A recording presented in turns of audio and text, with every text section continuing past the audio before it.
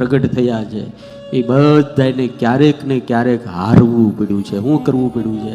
યુદ્ધના મેદાનમાં એની હાર થઈ છે ક્યારેક ને ક્યારેક.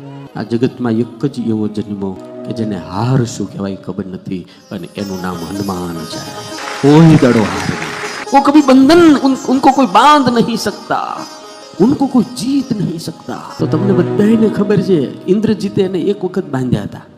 હનુમાનજી પોતે એને ચોખવટ કરે કે રાવણ ब्रह्मास्त्र मेरा स्पर्श नहीं कर सकता, बंधन मैंने स्वीकृत किया है, तेरा बेटा मुझे बांध नहीं सकता, मैंने स्वीकृत किया है.